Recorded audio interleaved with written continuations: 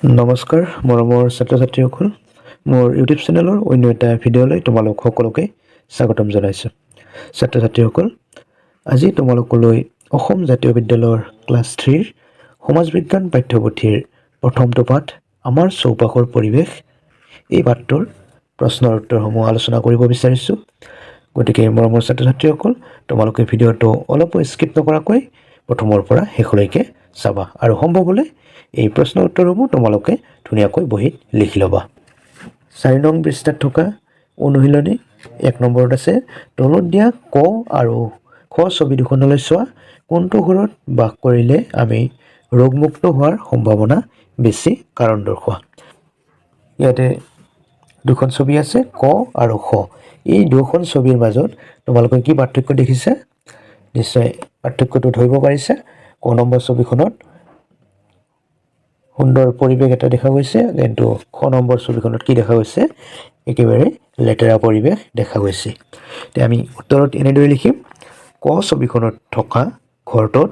বাস কৰিলে আমি ৰোগমুক্ত হৈ থকাৰ সম্ভাৱনা বেছি কাৰণ ইয়াতে ক নম্বৰত আমি এনেকৈ লিখিম ক ছবিখনত থকা ঘৰটোৰ চৌপাশ পৰিষ্কাৰ পৰিচ্ছন্ন তাৰপিছত খ নম্বৰত লিখিম ক ছবিখনৰ ঘৰটোৰ জাবৰ জোথৰ পেলাবলৈ ডাষ্টবিন ব্যৱহাৰ কৰিছে আৰু দমকলৰ পানী ওলাই যাবলৈ নৰ্দমাৰ ব্যৱস্থা আছে এতিয়া 2 নম্বৰ প্ৰশ্নলৈ আহিছোঁ সত্য নে অসত্য লিখা ক নম্বৰ আছে পৰিষ্কাৰ আৰু মুকলি পৰিৱেশ আমাৰ বসবাসৰ বাবে উপযোগী পৰিৱেশ এটো কি হ'ব সত্য খ নম্বৰ জাবৰ জোথৰ য'তে ত'তে পেলাব লাগে এটো কি হ'ব এটো অসত্য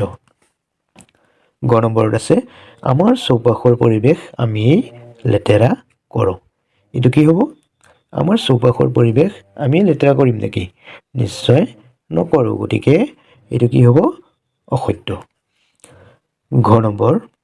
দূষিত বায়ু অপৰিষ্কাৰ পৰিৱেশে বেমাৰৰ বীজাণু কঢ়িয়ায় এটো সত্য এতিয়া 3 নম্বৰ প্ৰশ্নলৈ আহিছোঁ আমাৰ চৌপাশৰ পৰিৱেশ আমি কেনেকৈ পৰিষ্কাৰ কৰি ৰাখিব পাৰোঁ লিখা আমি উত্তৰত এনেদৰে লিখিম আমাৰ চৌপাশৰ পৰিৱেশ আমি নিজেই পৰিষ্কাৰ কৰি ৰাখিব পাৰোঁ তাৰ বাবে আমি য'তে ত'তে থু খেকাৰ পেলাব নালাগে য'তে ত'তে প্ৰস্ৰাৱ পায়খানা কৰিব নালাগে পেলনীয়া বস্তু পেলাবলৈ ডাষ্টবিন ব্যৱহাৰ কৰিব লাগে আৰু দমকলৰ পাৰ পৰিষ্কাৰ কৰি ৰাখিব লাগে লগতে পানী ওলাই যাবলৈ নৰ্দমাৰ ব্যৱস্থা কৰিব লাগে এতিয়া 4 নম্বৰ প্ৰশ্নলৈ আহিছোঁ বেমাৰৰ বীজাণু কেনেকৈ বিয়পি পৰে লিখা উত্তৰ কিছুমান মানুহে প্ৰস্ৰাৱগাৰ শৌচাগাৰ ব্যৱহাৰ নকৰি মুকলি ঠাইতে প্ৰস্ৰাৱ পায়খানা কৰে ফলত নিজৰ লগতে বেলেগৰো অনিষ্ট সাধন কৰে কাৰণ বেলেগে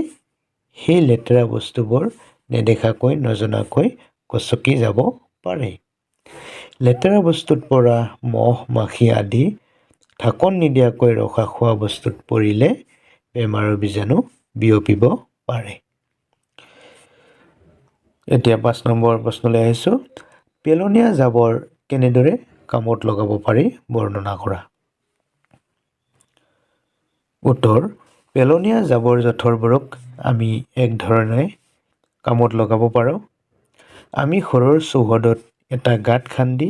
পেলনীয়া জাবৰ জোথৰবোৰ পেলাই গাঁতটো জাবৰেৰে পূৰ হোৱাৰ পিছত মাটিৰে বন্ধ কৰি ৰাখিব লাগে কিছুদিন পিছত জাবৰবোৰ গেলি পচি মাটিৰ লগত মিহলি হৈ যাব আৰু সেইবোৰ শেষত সাৰ হ'ব সেই সাৰ আমি ঘৰতে শাক পাচলিৰ খেতিত দিলে খেতি ভাল হ'ব এনেদৰে পেলনীয়া জাবৰ আমি কামত লগাব পাৰোঁ মৰমৰ ছাত্ৰ ছাত্ৰীসকল আজিৰ ভিডিঅ'টো ইমানেই আছিল ভিডিঅ'টো যদি ভাল লাগিলে তেন্তে এটা লাইক কৰি দিয়া আৰু যিসকলে মোৰ চেনেলটোলৈ নতুনকৈ আহিছে অনুগ্ৰহ কৰি চেনেলটো ছাবস্ক্ৰাইব কৰি অল নটিফিকেশ্যন প্ৰেছ কৰিবা যাতে মই দিয়া পৰৱৰ্তী ভিডিঅ'বোৰ তোমালোকৰ তালৈ পোনে পোনে গৈ পায়। ভিডিঅ'টো চোৱাৰ বাবে ধন্যবাদ। পুনৰ লগ পাম আৰু নতুন ভিডিঅ'লৈ। ধন্যবাদ।